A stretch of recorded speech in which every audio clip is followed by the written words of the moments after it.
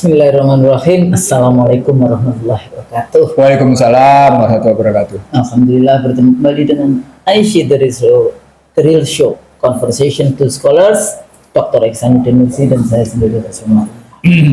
Bang Nursi, kalau kita mengikuti kadang-kadang kalau kita bahas politik ini ada as a political scientist, kita yang belajar juga ilmu politik, political economy, politik hukum, tata negara, sosiologi dan sebagainya. Ada apa ya, kayak kita ini kayak berpacu di dalam konteks kontestasi pemikiran dan sebagainya, tapi pada saat yang sama kita melihat kenyataan prakteknya dalam konteks ini. Sejak 20 Oktober sebetulnya, sejak dua periode sebelumnya, kemudian pergantian perubahan politik, pergantian suksesi pemerintahan di 20 Oktober 2024 tahun lalu, kekuatan-kekuatan kontestasi, kekuatan-kekuatan politik ini bukan berarti diangkatnya, kemudian dilantiknya, disumpahinya, kayak gitu ya, disumpahinya pengambilan sumpah presiden 20 Oktober 2024 bukan memberhentikan kekuatan-kekuatan politik yang ada, karena kekuatan politik ini kayak live hidup terus di dalam konteks itu karena bicara tentang kepentingan-kepentingan. Jadi political interest, economic interest, kepentingan-kepentingan politik, kepentingan-kepentingan ekonomi yang dihasilkan dari kekuasaan, kayak gitu kan. Kekuasaan itu kan sama dengan satu langkah untuk mendapatkan kekayaan-kekayaan. Nah, ini cara berpikirnya, bukan kekuasaan itu adalah amanah untuk diimplementasikan, mensejahterakan rakyat dan membuat rakyatnya bahagia, tapi enggak di dalam konteks kelompokku, kayak gitu. Sehingga seringkali setelah pengambilan sumpah menjadi pejabat itu selalu memperhatikan kelompoknya, bukan seluruh rakyat Indonesia, bukan kemudian siapapun pemilihnya. Jadi kontestasi itu sepertinya perebutan kekuasaan yang akhirnya perebutan kekayaan di dalam konteks itu. Nah, terus-menerus bergulirnya dari kebijakan-kebijakan rezim yang baru ini, tentang dari mulai pembentukan kabinet yang gemuk, kemudian isu IKN, ditambah lagi isu ada yang mengatakan makan bergizi gratis, tapi konsepnya makan bergizi gratis ya, polisinya makan siang gratis, tapi juga bermasalah karena ternyata pencairan anggarannya tidak sesuai. Tapi kalau kita tahu bagaimana yang namanya sistem anggaran negara kita, itu walaupun mulainya Januari sekarang, biasanya Maret baru cair-cair seperti itu. Nah, cuma kalau ini berhadapan dengan UMKM yang kecil, itu juga berat posisinya. Terus kemudian kekuatan-kekuatan politik yang terus-menerus sehingga misalnya presiden 10 tahun sebelumnya itu juga terus-menerus berada di dalam konteks sepertinya apa yang namanya, jadi dia mengambil gitu ya, mengambil panggung, selalu mengambil panggung kayak gitu ya, panggung yang itu sebetulnya miliknya presiden yang sekarang sudah terpilih, tapi karena mungkin anaknya menjadi wakil presiden, jadi dia juga ambil panggung terus-menerus.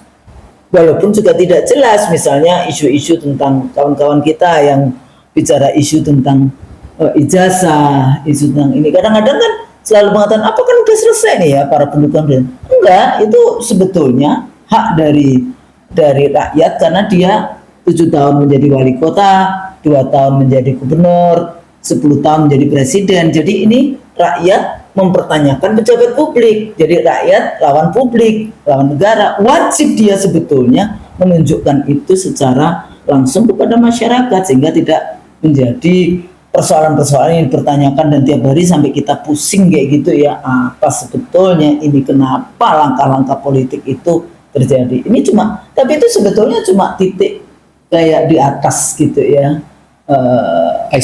icebergnya kayak gitu. Tapi isu sesungguhnya itu kita masih punya banyak sekali isu dari perebutan kekayaan, jadi kedaulatan ekonomi kita seperti apa, isu-isu kekayaan negara, isu-isu kebijakan-kebijakan sebelumnya, sehingga isu IKN juga di mana, isu PIK 2, Rempang. Ya sekarang dengan yang paling terkena hari-hari ini adalah isu PHK kayak gitu ya.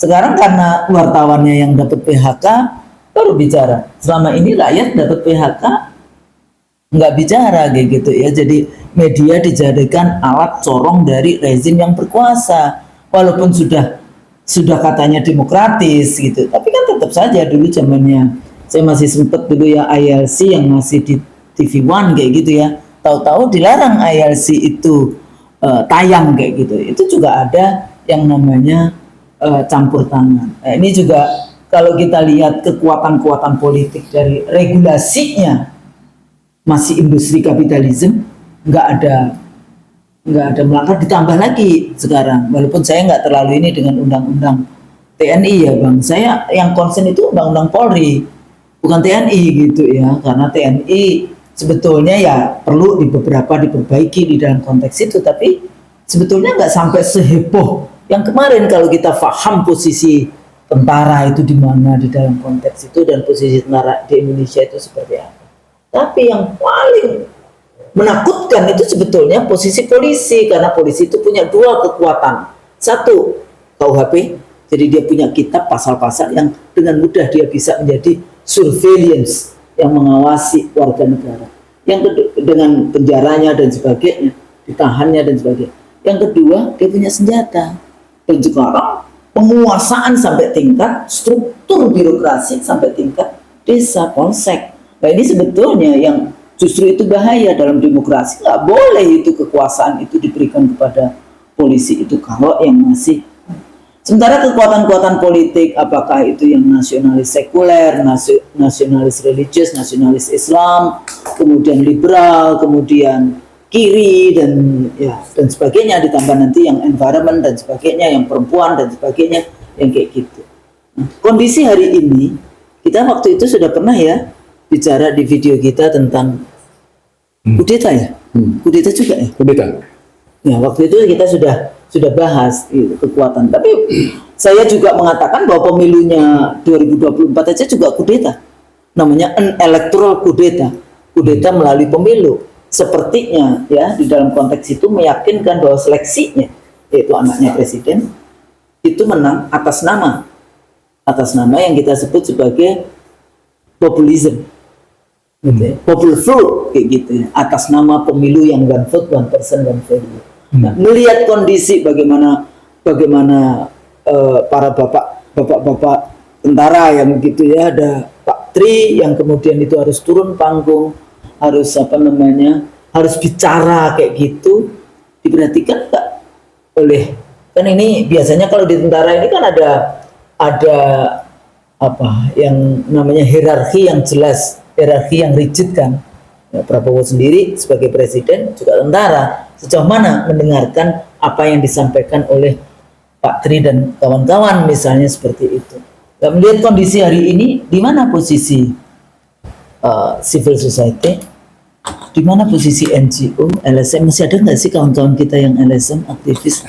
Kok sekarang nggak ini? Tapi ormas itu ya sekarang sebetulnya lebih ke arah ormas karena kekuatannya nyata. Karena kalau kita lihat LSM sebetulnya dia itu elitis, dia nggak punya basis massa, nggak ada di dalam konteks ini. Ya mau LSM apa basis massa nggak ada. Tapi kalau ormas dia punya basis massa sampai tingkat ranting, sampai tingkat desa di dalam konteks itu.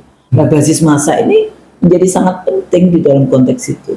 Sama juga kemenangan misalnya Trump, dia didukung oleh kelompok basis massa ini dibandingkan kelompoknya Kamala Harris gitu. Kamala Harris lebih, walaupun duitnya banyak, tapi dia pada level yang elit gitu. Basis masanya tidak sekuat basis massa yang dimiliki oleh Trump. Ormas Indonesia itu luar biasa.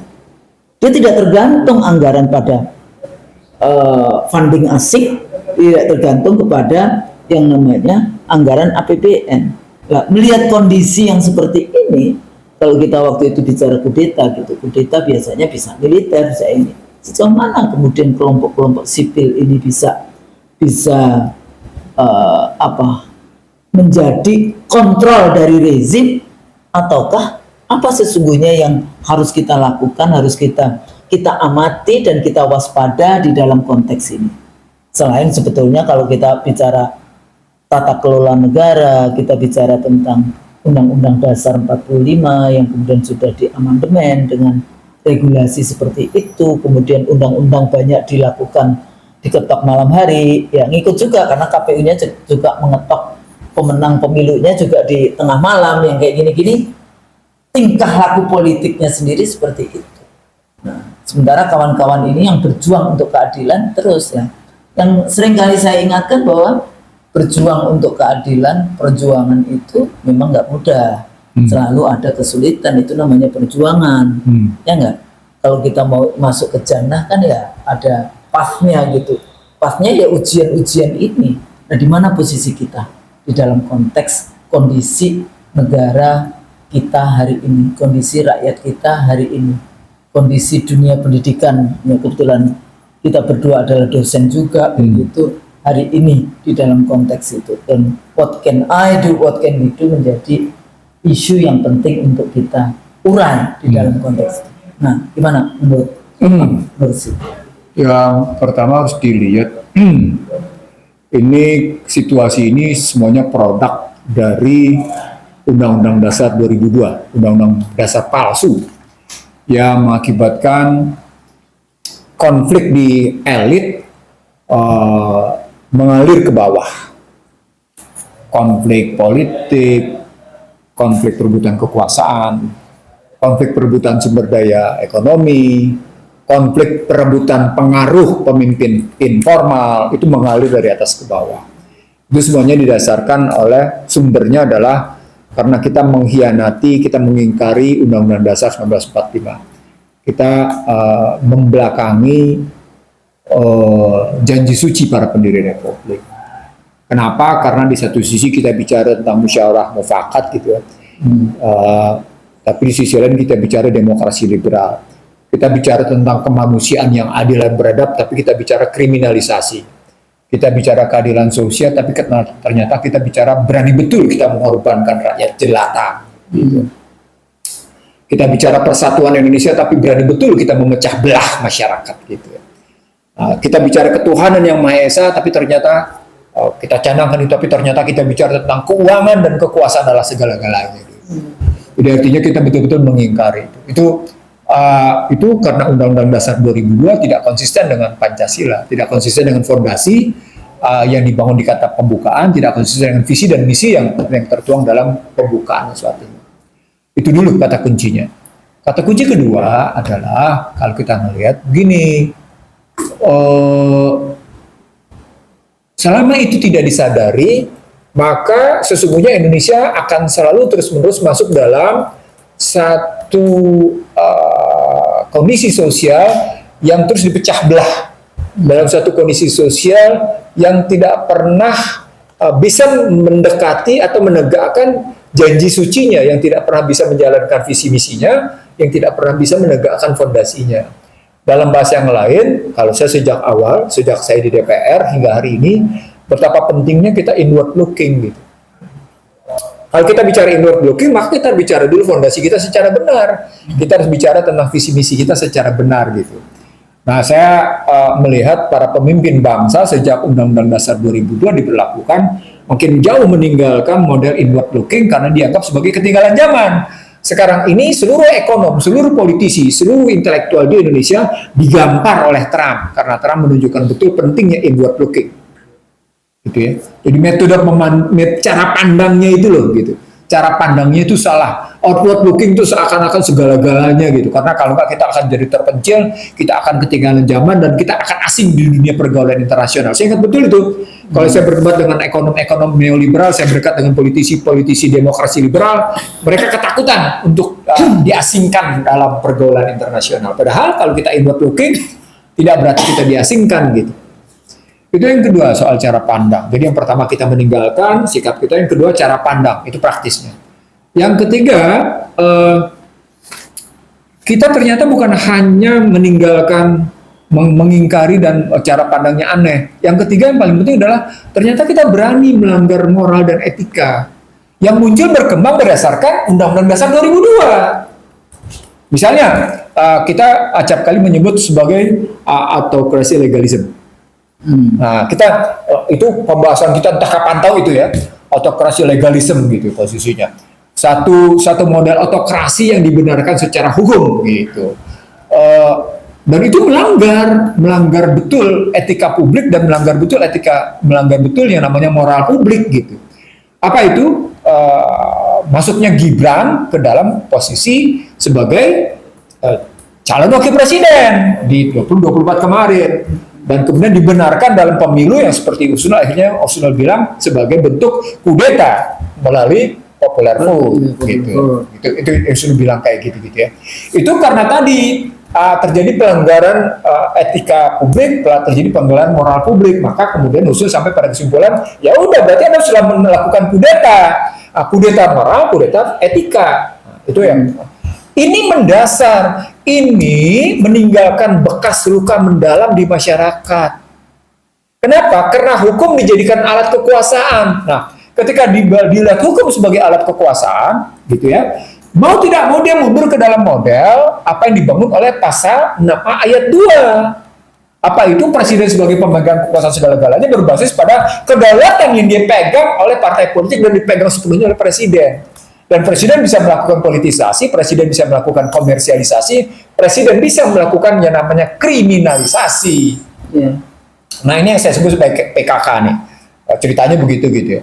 Nah, bekas luka mendalam karena kerusakan moral dan etik pada pemilu 24 berdasarkan pemilu 20 itu membuat yang namanya masyarakat seperti yang kita bilang Husnul sejak awal, bahwa kepemimpinan seharusnya menjadi kekayaan, bukan jadi beban. Ketika Husnul tadi menyatakan soal ijazah bikin pusing, itu bukti bahwa kepemimpinan telah merupakan beban. Ingat nggak kita bilang leadership is not liabilities, leadership is asset. Mestinya begitu kan? Bukan menjadi bebannya rakyat. Beban rakyat, bukan menjadi bebannya rakyat. Bukan liability sosial, bukan social liability gitu misalnya. Mestinya menjadi social asset gitu, political asset, economical asset. Ini kan nggak menjadi liability. Apa indikatornya? Lo ijazah berkepanjangan, kasus Gibran berkepanjangan, itu artinya kepemimpinan politik telah menjadi beban. Nah, di situ muncul pernyataan Pak Tri Sutrisno sebagai Presiden Konstitusi pada 5 Februari 2025 tentang pentingnya kembali ke Undang-Undang Dasar 45. Nah, ternyata sejumlah kelompok tentara purnawirawan juga bikin pernyataan yang sama, cuma ditambahkan 7 pernyataan yang lain. Pernyataan yang lainnya adalah gitu ya, memakzulkan Gibran. Nah, ini memantik persoalan. Pak Tri sendiri pada tanggal 30 April 2025 menyatakan, "Mbok ya jangan bikin gaduh. Sudah diselesaikan dengan baik-baik," itu kata Pak Tri. Apalagi kemudian pada tanggal 30 April itu Kunto dicopot gitu. Kembalikan lagi. Walaupun sudah kan 30 April saya bilang. Oh iya. 30 April dan ketika Pak Tri ditanya tentang Pak Kunto dicopot, wah saya tidak tahu. Tapi biarlah itu urusan bapak, urusan anak, kata Pak Tri begitu. Luar biasa jawabannya gitu, jawaban Pak Tri saat itu. Itu level wakil presiden. Nah, itu kearifan luar biasa. Loh, itu omongan bukan pada siapa-siapa, itu omongan langsung pada Ihsanuddin Nursi, gitu ya. Omongan langsung kayak gitu. Dan saya lihat di situ wajahnya tenang dan kelihatan tegas gitu ya. Tanpa kelihatan ada emosi tentang anaknya yang dicopot begitu saja menjadi staf khusus kaset gitu ya. Dari Panglima Komando Wilayah Gabungan 2 dicopot gitu. Bintang 3 dicopot begitu aja tanpa bicara dengan Panglima tertinggi, gimana ceritanya gitu. Artinya poinnya adalah pernyataan para purnawirawan yang kemudian memang belum berdasarkan organisasi Persatuan Purnawirawan Angkatan Darat atau tidak didasarkan pada PPABRI gitu ya. Itu ternyata mengganggu sehingga memunculkan gelombang macam-macam. Pada saat yang namanya kasus ijazah belum selesai, muncullah pernyataan macam-macam. Bagaimana Hercules menyatakan begini, bagaimana Pak Gatot menyatakan begini, semua muncul hanya karena ada panggung politik praktis pada posisi keinginan memakzulkan Gibran. That's the point. Artinya sesungguhnya ketika ada keinginan memakzulkan Gibran dan Tri muncul ke situ, sesungguhnya muncul di sini. Seperti tesis yang kita bilang, bagaimana berlakunya pasal 8 ayat 2 dan 3. Andai kata presiden berhalangan tetap sehingga tidak bisa menjalankan peranannya, maka wakil presiden yang akan mengambil alih gitu ya. Lalu wakil presiden akan memilih wakil presidennya. Kan gitu. Itu pasal 8 Undang-Undang Dasar 2002. Persoalan pokoknya orang juga nggak suka pada itu. Makanya kemudian motifnya kemudian menjadi memakzulkan. Kenapa orang tidak suka? Karena orang tahu bagaimana kondisi kesehatannya Pak Prabowo Subianto. Menjadi rahasia umum bahwa Pak Prabowo ada persoalan tersendiri soal kesehatannya gitu ya. Rahasia umum sudah. Lu tidak ungkapkan. Orang bilang misalnya kondisi stroke yang kedua kali macam-macam kayak gitu. Tapi poinnya adalah orang tidak ingin nih kalau Prabowo mengalami sesuatu Gibran yang naik. Karena itu kemudian orang melakukan gitu. Upaya dalam konteks ini Gibran juga tidak bekerja sendiri dalam konteks justru kekuatan, jadi kekuatan Gibran, jadi kelompok kekuatan wakil presiden di dalam. Nah, begitu bicara kekuatan itu nampak ketika banyak menteri yang ke Solo, banyak tokoh-tokoh yang ke Solo, bahkan peserta sentimen pun ke Solo.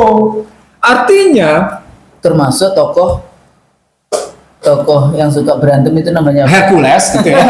Artinya yang saya mau bilang sama Anda adalah kalau kita mau bilang banyak orang tetap berkunjung ke Prabowo, tadi muncullah istilah orang ada matahari kembar. Ya. Artinya ada kepemimpinan formal, ada kepemimpinan informal. Maka terjadi persaingan pengaruh antara kepemimpinan formal sama kepemimpinan informal. Kan terjadi persaingan pengaruh di sini. Nah, ketika terjadi persaingan pengaruh, maka yang muncul adalah ada apa dengan pemimpin formal? Kok sepertinya tidak membatasi, tidak membangun etika si pemimpin informal, tidak kemudian mengambil jarak supaya pemerintahan berjalan dengan baik, tidak perlu ada pemimpin lain. Pemimpin formal juga seakan-akan membiarkan model begitu gitu loh. Muncul isu berikutnya, isu tentang Gibran yang mau dimakzulkan, muncul juga isu soal reshuffle, apalagi ditambah dengan isu misalnya katakan bagaimana kita terkena tarif dari Trump, kita terkena kasus misalnya juga soal kepala babi yang dikirim begitu, dikirim juga kemudian ada persoalan bagaimana situasi yang muncul dari hari buruh kemarin gitu, bagaimana kemudian dampak dari Danantara dan seterusnya sampai akhirnya muncul kemarin gerakan menanam Indonesia gitu dan ditambah lagi dengan dalam waktu 3 bulan kita sudah berhasil melakukan swasembada pangan gitu, tidak perlu sampai 4 tahun gitu kan ceritanya.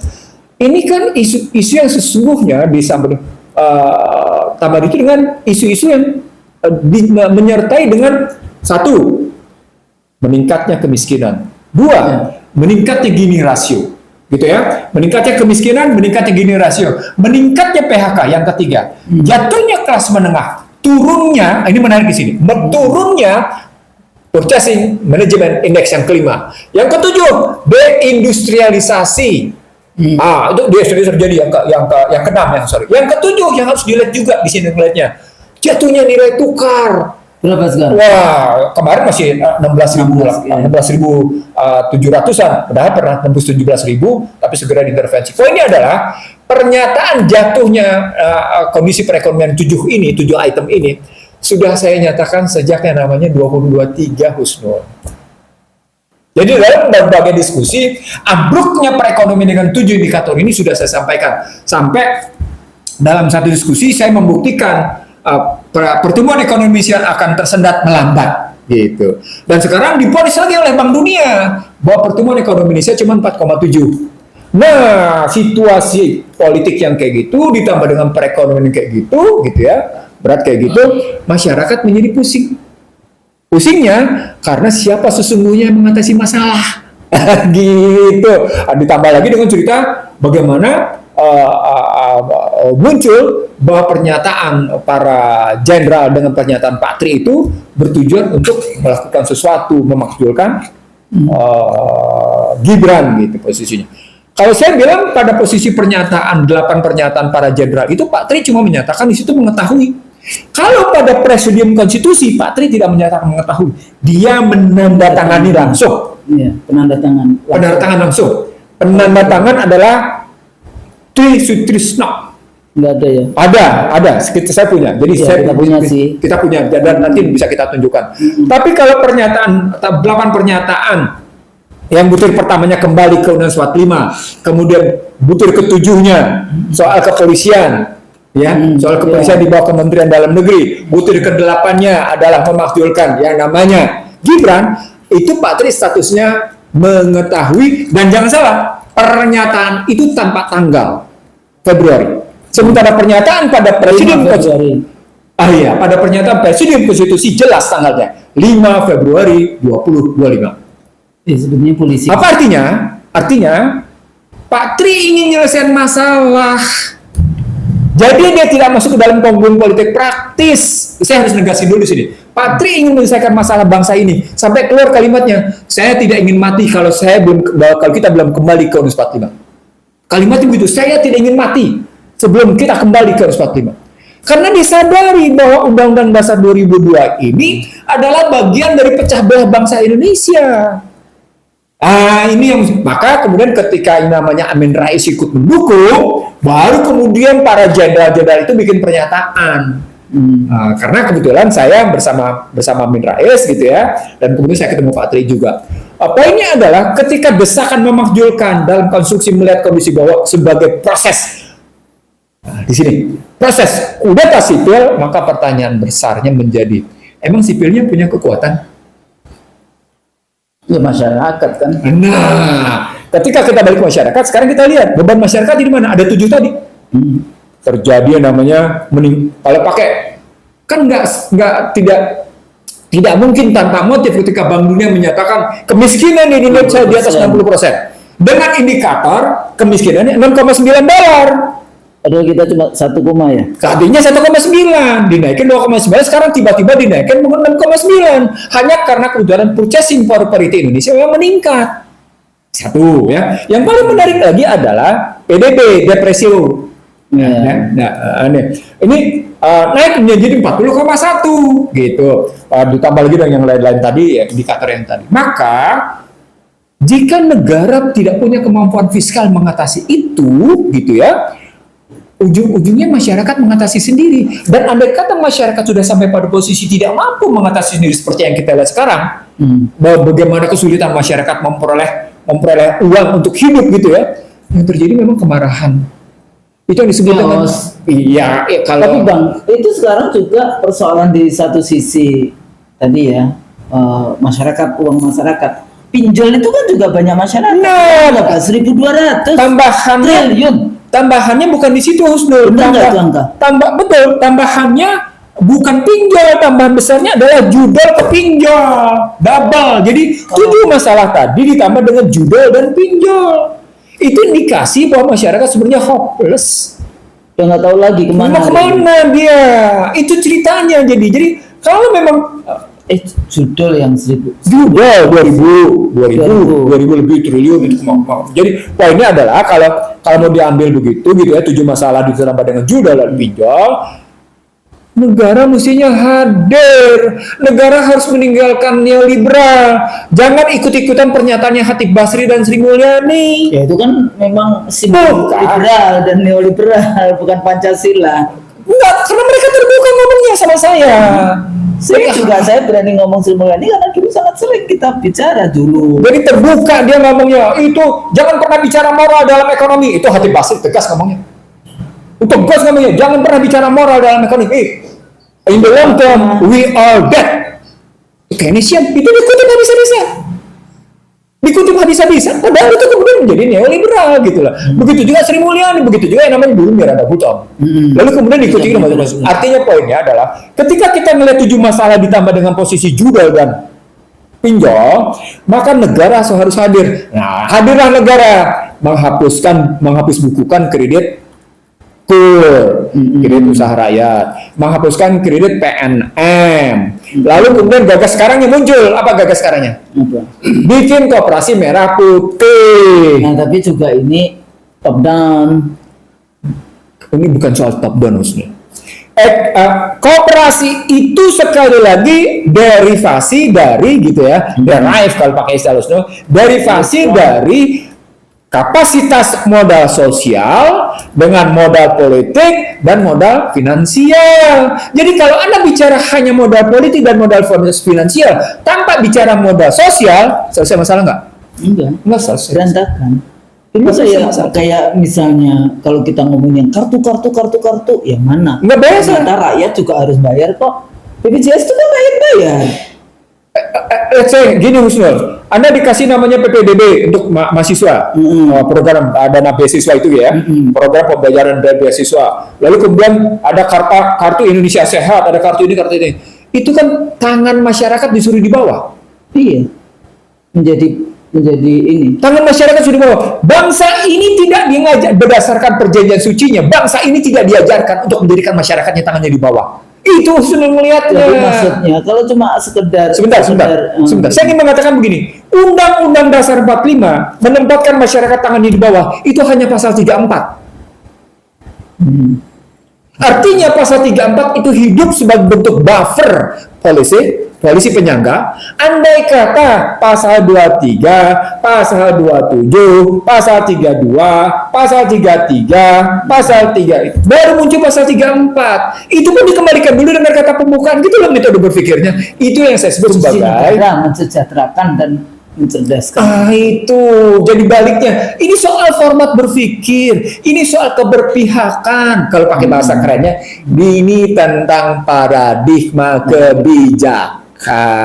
Masih ada, dia selalu mengatakan, tapi persoalan-persoalan utama memang para pemimpin kita itu menurut saya, baik yang di Senayan maupun yang di legislatif, eksekutif, yudikatif, itu mungkin nggak baca konstitusi. Saya pernah diskusi dengan beberapa anggota DPR yang namanya melambung. Saya nggak usah sebut siapa. Saya bilang, Anda jangan dong ngebahas cuma strategic functional. Iya, nanti baru kita bahas ke konstitusi. Oh, rupanya dia asik dan permainan gelombang permukaan dalam buih. Strategic functional itu kalau mau kelihatan populer, pendekatannya pasti buih. Pasti pendekatannya casing. Main di konteks, pakai pendekatan 5C ya. Casing, konteks, konten, komprehensif, konsisten. Kalau Anda mau main populer, maka pasti Anda bermainnya di casing sama di konteks. Casing sama konteks. Di kemasan, kemasannya cantik. Wah, gitu. Oh, konteksnya apa nih? Wah, sedang pesta, maka mesti cantik gitu loh. Oh, konteksnya apa nih? Bikini, maka casingnya bikini, konteksnya di pinggir pantai, misalnya contohnya begitu gitu contohnya. Ya itu mau populer begitu memang, populer memang begitu. Tapi ketika bicara tentang yang namanya konten, komprehensif dan konsisten akan beda. Kenapa? Karena tekanannya pada konstitusi. Bagaimana menghidupkan konstitusi dalam kehidupan berbangsa dan bernegara. Gitu mestinya. Konstitusinya itu jadi hidup di dalam kebijakan-kebijakan. Pertanyaannya juga, konstitusi yang mana? Ya, karena Undang-Undang Dasar 45 pembukaannya lah. Oke. Kalau pembukaannya, batang tubuh Undang-Undang Dasar 2000 bertentangan dengan pembukaannya. Iya, emang. Padahal TAP MPR nomor 1 tahun 2002 memberlakukan 2 konstitusi. Di satu sisi menyatakan yang asli. Ya kalau pakai asli maka sesungguhnya gitu ya, supaya tidak terjadi kudeta sipil. Kalau Council kan dia kepengen kita pakai yang asli. Oke, itu berarti kita mengatasi. Jadi nggak percaya militer di Indonesia bisa kudeta. Sesungguhnya dalam sejarah Militer kudeta itu kalau didukung rakyat, kalau rakyatnya nggak dukung militer nggak bisa. Justru di sini usul menarik. Apa kan cerita tentang kudeta militer kan di Turki kemarin gagal ya, karena rakyatnya nggak setuju juga. Di Venezuela gagal. Hanya beberapa hari berhasil diambil alih dari yang namanya Hugo Chavez, tapi Hugo Chavez bisa mengembalikan. Gitu ya, itu gagal. Yang pernah terjadi lagi di mana? Kudeta militer. Oh, di Filipina. Pernah terjadi di Filipina. Yang kolonel itu loh. Kolonel apa namanya lupa saya. Itu ya, pernah terjadi di situ. Pernah terjadi juga di Thailand, tapi Thailand rajanya ngambil alih terus diselesaikan. Thailand itu emang up and down terus sejak tahun 32 itu militer bola balik namanya gitu ya. Tapi ada posisi raja. Iya, semua orang tunduk kepada raja. Karena rajanya memang berpihak kepada masyarakat, gitu loh. Iya. Bahkan membiayai masyarakat pertanian dalam rangka keunggulan pertanian Thailand. Tapi poinnya Husnul, kalau kita bilang kita balikin lagi ke Undang-Undang Dasar 1945 gitu ya, maka sesungguhnya kudeta sipil tidak akan terjadi. Kenapa? Karena MPR yang akan menyelesaikan. Gitu. Ada lembaga penjelmaan rakyat yang akan. Nah, mereka bilang kasus Abdurrahman Wahid itu dijatuhkan oleh MPR. Nanti dulu. Betul, Abdurrahman Wahid jatuh oleh MPR karena itu saya ingat betul tuh 23 Juli 2001. Nah, saya ingat betul tuh. Kenapa? Karena beberapa hari sebelumnya, tepatnya sejak namanya Januari sampai dengan Juni, saya debat tajam dengan Mas Dur soal bagaimana situasi negara saat itu gitu ya. Nah, kalau kita ngambilnya cerita MPR pun bisa menjatuhkan, itu ada indikatornya.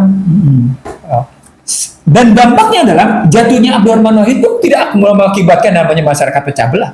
Enggak. Nah, itu jatuhnya Soeharto pun, walaupun dengan kemarin jatuhnya. Walaupun ada, kalau kita diundang oleh NU kayak gitu, pasti deh ini gara-gara Amin Rais Muhammadiyah dulu ini, tapi kemudian ini yang kayak gitu-gitu. Tapi itu kan sebetulnya pada level yang segelintir elit saja.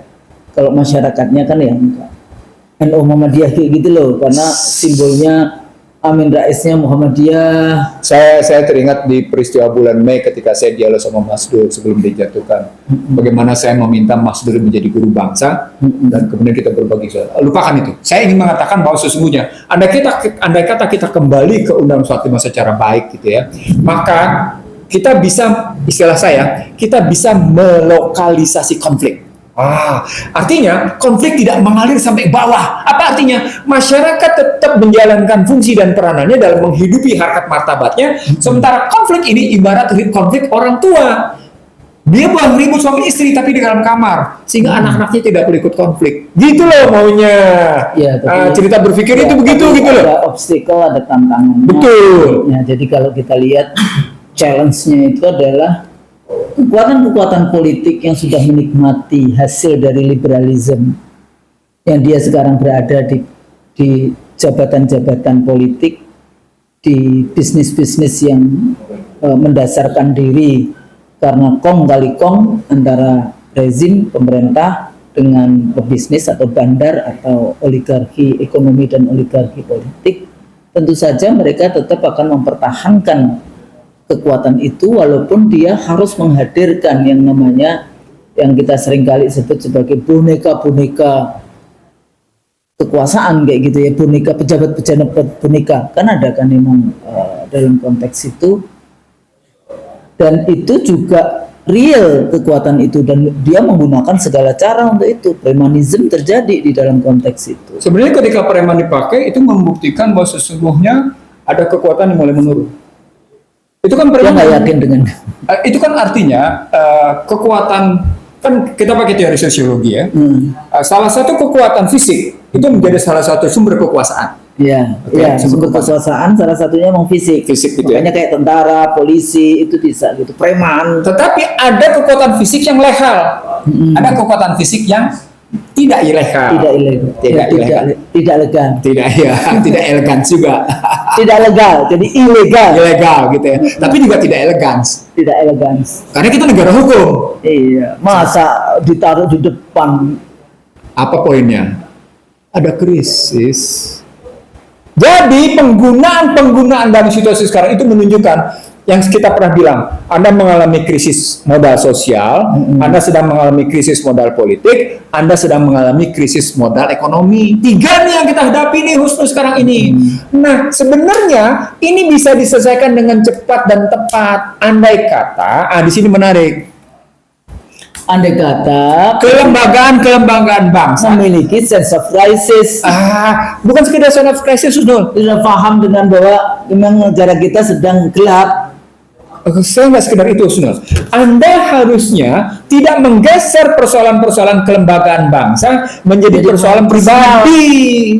Personal. Jadi, Iya, jangan begitu dong. ya, tapi kan tadi saya katakan di awal bahwa persoalan dengan rezim hari ini, mereka tidak terlalu peduli dengan negara per se, yang penting kelompoknya dan keluarganya itu mendapatkan keuntungan dari kondisi hari ini. Itulah keberhasilan bagaimana Barat mengintervensi. Itulah yang kemudian individual Jadi itu sebenarnya konsep liberalisme. individualism ya, individualism. Iya. Ujung yang namanya teorinya itu liberalisme. Iya, itu dia di situ. Jadi kalau nasionalisme yang mereka selalu katakan kayak gitu, kalau dalam Islam kan nasionalisme sebenarnya perkembangan dari asobia ya, tribalism yang kayak gitu. Nah kemudian diganti dengan sekarang itu individualism. Jadi kalau yang patriotisme kita bicara tentang, padahal kalau nasionalisme kan kadang-kadang kesalahan dari nasionalisme seringkali right or wrong is my country. Padahal kalau kita nasionalisme yang kita anut ya right is right, wrong is wrong gitu. Kalau right ya udah kita jalan di situ. Kalau wrong ya harus kembalikan lagi ke right kayak gitu kan. Kita balik lagi ke tematik Kusno. Jadi kudeta sivil yang muncul sekarang ini lebih disebabkan oleh sesungguhnya ada pihak-pihak yang sadar bahwa ada kesalahan besar dalam persoalan pemilu 2024. Dan dia sedang mempertahankan posisi yang itu. Ya, Bahwa sebetulnya. kemenangannya adalah konstitusional.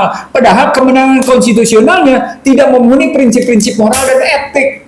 Nah, prinsip moral dan etik yang tidak dipenuhi itulah menjadi celah untuk terganggunya keputusan Tapi konstitusional. persoalannya kalau itu diputuskan oleh Mahkamah Konstitusi dengan segala macam manipulasi dan korupsi yang terjadi, menjadi dipertanyakan juga apakah konstitusional atau tidak. Nah, di sini Karena ukurannya bukan putusan Mahkamah Konstitusi. Apakah putusan Mahkamah Konstitusi itu kemudian menghilangkan semua yang namanya manipulasi dan kecurangan yang terjadi dalam pemilu kan? Nah, kalau Kusno jawabnya enggak, maka saya bilangnya begini, coba perhatikan Kusno. Kita tidak perlu ngambil teori tentang legal substance, legal structure, legal culture. Nggak perlu ngambil teori itu. Iya, enggak. Kita ambil aja tentang yang namanya yuridis filosofis, Yuridis filosofis, yuridis sosiologis, yuridis formal, yuridis legal. Boleh jadi keputusan Mahkamah Konstitusi itu yuridis konstitusional, tapi tidak berarti dia memenuhi prinsip-prinsip yuridis filosofis dan yuridis sosiologis. Itulah celah yang saya bilang tadi, keputusan Mahkamah Konstitusi dan kemenangan pemilu 24 itu memiliki celah cacat. Cacatnya adalah Cacat tadi. bawaan. Apa ketika harus bilang cacat bawaan, ketemu Badan Prahara Bangsa. Anda legal tapi tidak legitimate. ya. Tidak legitimate yang disebabkan Anda hanya didasarkan pada yuridis konstitusional, tapi tidak pada yuridis sosiologis dan yuridis filosofis. Itu melihatnya. Ini filosofis lebih ke arah rohnya di dalam konteks. Dalam bahasa lain, sesungguhnya ketika orang mendasarkan kekuasaannya melulu pada yuridis legal, maka hukum bukan lagi menjadi pentingan bagi semua pihak. Hukum menjadi alat penguasa. Penguasa yang boleh katanya ya. Iya. Karena kekuasaan itu sangat penting, makanya kita harus merebut kekuasaan itu juga harus. Nah nanti karena kalau cuma kekuasaan, akhirnya orang berpikir bahwa kekuasaan itu jelek semua, padahal enggak. Anda mau berjuang untuk keadilan dan sebagainya, Hanya kalau kalau Anda punya kekuasaan, kekuasaan, itu bagus. Itu gitu. makanya saya bilang tadi. Jadi kenapa saya bilang bahwa sesungguhnya negara berdasar Pancasila itu adalah paduan dari 3 modal. Modal sosial, modal politik, modal ekonomi, modal finansial. Gitu. Modal sosialnya jujur, komitmen, punya nilai-nilai, jejaring sosialnya hidup, dan ada kepemimpinan. Dihidupkan dalam modal politik, diterjemahkan dalam modal ekonomi, sehingga muncul keadilan sosial berbasis kesejahteraan. Gitu loh melihatnya. Sekarang ini, karena melulu pada persoalan yuridis legal, tanpa dipenuhi yang namanya kekuatan yuridis sosiologis, yuridis filosofis, maka jadilah ada celah kudeta sipil gitu. Ya, jadi walaupun mereka selalu mengatakan, oh iya ini legal, ini sudah diputuskan oleh KPU, sudah di ini, enggak yang namanya tadi legitimasi, ya itu bisa naik turun. Kalau kemudian Anda sudah diputuskan hari ini, 1 hari kemudian kebijakan-kebijakan yang Anda keluarkan itu ternyata tidak sesuai dengan konstitusi, kayak gitu, tidak sesuai dengan pembukaan undang-undang dasar, tidak sesuai dengan tadi ya yuridis, filosofis maupun sosiologis, maka ya legitimasinya itu jatuh. Orang kan berpikir dapat borongan ini, udah diputuskan oleh MK, udah diputuskan oleh KPU, udah jangan dong Terus kontrol kita. Terus dilantik gitu ya. Udah dilantik, jangan dong kita dikontrol. Saya biarkan saya Enggak. Dalam demokrasi itu ada yang namanya batasan-batasan juga, civil political liberties, ada partisipasi, kompetisinya nggak boleh pakai kekerasan dan sebagainya, kekuatan dan sebagainya. Itu bagian yang penting. Orang kan berpikir bahwa legitimasinya 5 tahun Anda dapat legitimasi, enggak. Legitimasi politik itu bisa naik turun tergantung kepada bagaimana amanah Anda praktekkan. Gitu. Itu yang disebut dengan yuridis sosiologis. Sosiologisnya. Apakah kemudian aplikasi dari yuridis filosofis? Gitu. Kalau ketiga-tiganya ketemu, dia akan menjadi muatan keadilan.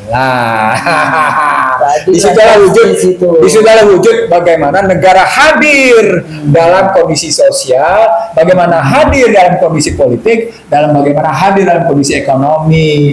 Nah, artinya ketika kita tahu ada pihak-pihak yang bicara tentang itu pernyataan 8 pernyataan ini bukan pernyataan dari organisasi yang sah. Ini logika sah, ini pendekatan yuridis legal. Sah aja kan, rakyat kan ngomong sah saja. Kedaulatan kan katanya ada di tangan rakyat. Iya. Kenapa rakyat nggak boleh bicara? Iya. Di sini letaknya sebetulnya boleh kali-kali mengatakan demokrasi, tapi Anda nggak paham. Yang dimaksud demokrasi adalah termasuk di dalamnya civil and political liberties, kebebasan sipil, kebebasan menyatakan pendapat, kebebasan berserikat, kebebasan ini kan nggak ada semuanya. Freedomnya di mana?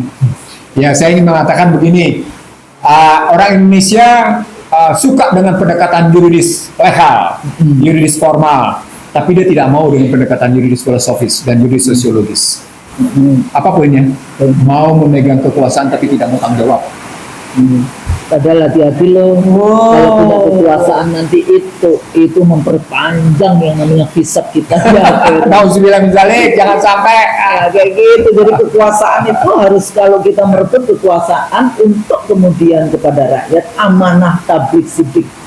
Nah, di dalam konteks itu untuk kebahagiaan, untuk kesejahteraan, kan itu kan.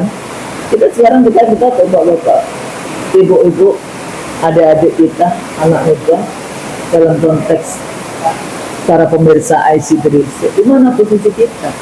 Ya, kecuali yang tadi menikmati itu tadi ya, dengan segala macam. Nah, kalau pakai istilah menikmati kekuasaan, ya sudah, Anda pasti akan berbasis hukum, karena hukum tidak dalam posisi keberpihakan pada rakyat jelata yang jelita. Gitu. Rakyat jelata. Jadi jangan salah, kalau akhirnya Indonesia akan terus-menerus mengalami yang disebut dengan political vulnerable.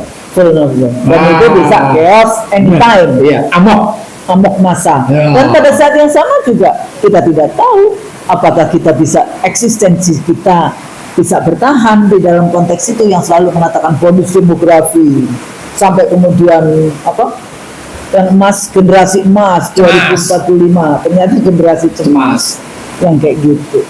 Paham nggak kalau rezim ini atau sejak kita reformasi tidak pernah melakukan investasi kepada sumber daya manusianya, pendidikan yang diberikan dan sebagainya, gimana mau bicara? Ngerti nggak yang bicara tentang demografi itu? Yang kedua, yang demografi soalnya. Yang kedua, kita sudah bicara lama bahwa kepemimpinan yang liabilities berujung pasti kepemimpinan itu akan terjadi. Terhina. Kita ngomong tentang itu, bahwa satu kepemimpinan yang liabilities yang menimbulkan beban, dia akan menjadi terhina. Nah, kita ingetin sekarang nih. Contohnya, jangan Indonesia. Kemal Atatürk. Kemal Atatürk. Asal yang kemarin ada lagi yang kemarin, ada orang kaya yang demikian rupa, tapi ternyata juga habis digulung. Forum. Oh ya, Jadi jangan contoh yang sekarang. Ada Korun, ada Kemal Atatürk, ada Fir'aun. Sebenarnya ketika Anda meminta kelompok masyarakat tertentu untuk membela Anda dan kelompok masyarakat tertentu itu datang dari kalangan tertentu, itu sesungguhnya Anda sudah terhina. Sudah terhina. Dan ketika Anda dipersoalkan legalitas pribadi Anda seperti itu, Anda sudah begitu. Sebetulnya itu. Sudah begitu. Ya. Apalagi terus hidup Anda cemas. Jangan-jangan nanti anak gua masuk ke pengadilan nih kalau nggak begini-gini. Itu akhirnya ditumpuk lagi, melakukan kesalahan lagi. Kebohongan kan biasanya harus ditumpuk-tumpuk. Nggak boleh. Bukan nggak boleh, nggak bisa cuma satu. Gitu. Makanya jujur penting. Jadi gimana? Jadi Perlawanan apa yang bisa kita lakukan? Jadi kalau kita tidak ingin ada, nih tesisnya menjadi, Tesisnya. karena kepemimpinan itu bukan liabilities tapi aset, satu. Yang kedua, kemudian kepemimpinan itulah penghormatan dan penghargaan, bukan kehinaan. Gitu kan? Maka kepemimpinan harus menyelesaikan masalah, tidak menambah masalah. Kayak ininya Pegadaian itu gimana? Menyelesaikan masalah tanpa masalah. Tanpa masalah. Padahal tetap masalah karena pakai riba. Pakai riba. Jadi tesis terakhirnya, supaya tidak terjadi kudeta sipil, gitu ya, supaya tidak terjadi kudeta sipil, padukanlah kekuatan modal sosial dengan modal politik dan modal ekonomi. Tanpa itu Anda akan hidup sebagai omon-omon yang Ihsanuddin Nursi bilang. Lah, jangan pakai ngikutin itu bahasa Indonesia yang salah. Ya, kalau makanya saya bilang kalau pakai istilah Ihsanuddin Nursi, Anda cuma omdok. Ngomong doang. Omong Tapi doang. mungkin lagi seneng begitu. Nah, itu bukti bahwa sesungguhnya Anda cuma sekedar enjoy the power. Tapi jangan bilang dong Anda cuma pandai ngomong tapi tidak bisa berbuat. Nanti dulu. Siapa bilang Anda cuma pandai ngomong tapi pandai berbuat? Anda kan mau nuding pihak lain juga bilang, itu cuma pandai ngomong tapi tidak pandai berbuat. Mari kita Sudah buktikan. kita berikan kekuasaan itu untuk Anda berbuat. Itu Husnul masih bilang, sorry itu saya, maaf. Astagfirullahaladzim. Astagfirullah. Saya bisa buktikan, saya bisa berbuat. Dan sudah saya lakukan, saya bisa berbuat. Jadi dalam sejarah Republik ini, sudah bisa membuktikan. Dan sudah saya buktikan baik dari jalur politik, jalur ekonomi, maupun jalur sosial. Bisa saya buktikan. Cuma kalau ngomong kayak gini jadi sombong. Tapi jangan menuding orang cuma bisa ngomong, cuma pintar ngomong tapi tidak bisa berbuat. Nanti dulu, mari berhadapan, mari kita buktikan. Bahasanya kan kalau saya gitu, orang saya, let's your job.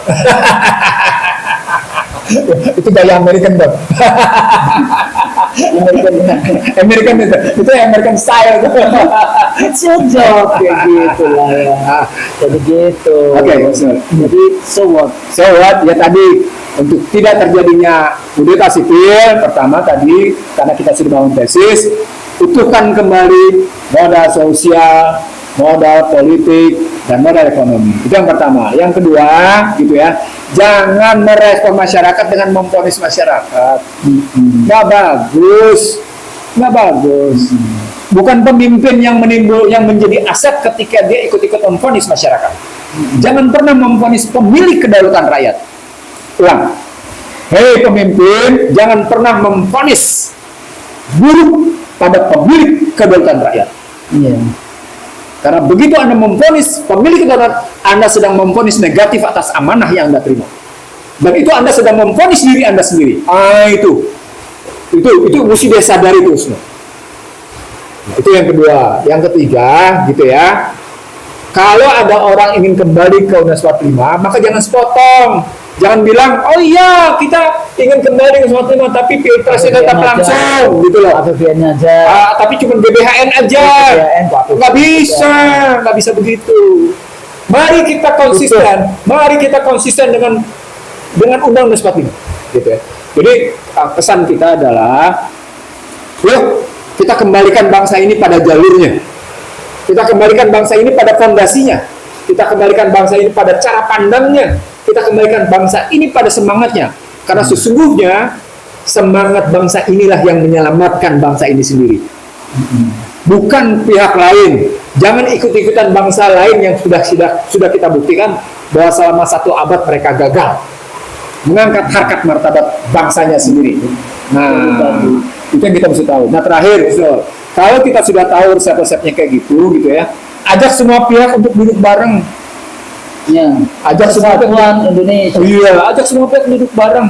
Bukan kelompoknya sendiri, bukan orang kepercayaan sendiri. Karena bisa jadi orang kepercayaan sendiri tidak kompeten.